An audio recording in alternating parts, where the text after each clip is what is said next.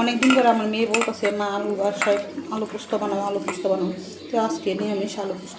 তো আমি দেখেন পোস্ত নিয়েছি, আমি 3 চামচ মতো পোস্ত দিয়ে দেবো। এই দেখেন আলু পোস্ত, আমি আজকে পোস্ত এদিকে টেলে নেব। 3 চামচের মতন আলু পোস্ত দিয়ে দিই। পোস্তগুলো বেটে নেব। সবাই অনেকে ব্লেন্ডার করে, একটা পর একটা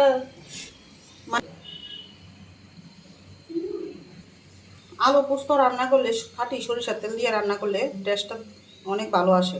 তো ওই জন্য আমি সরিষার তেল নিয়ে আসে।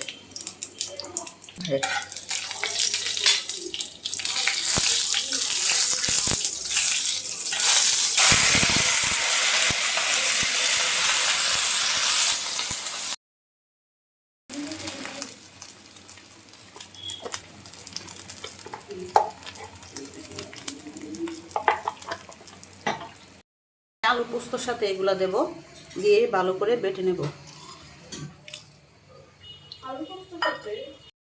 পাটায় বেটে নিচ্ছি, পাটায় পোস্ত দানা বেটে নিলাম। আর এখন আসেন দেখি, আর এইদিকে দেখে কালারটা,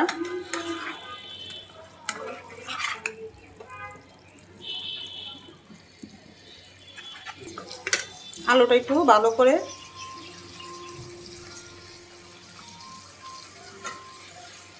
আর সামান্য একটু জল দিয়ে দিচ্ছি।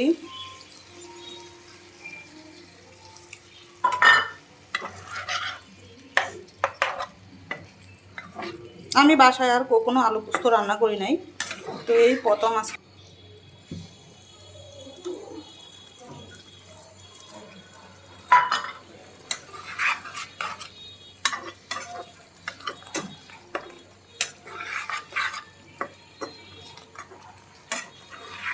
এখন একটু অল্প আছে কয়েক মিনিট রান্না করব।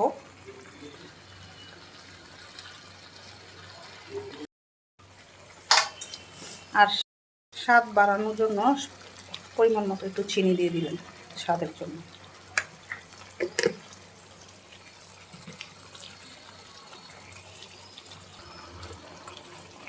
আর আলু পোস্ত দিয়ে একটু সরিষা তেল দিলে একটু ভালো লাগে খেতে। তো পরিমাণ মতো একটু সরিষা তেলও দিয়ে নিলাম। এখন আমি অল্প আছে রান্নাটা শেষ করে নেব।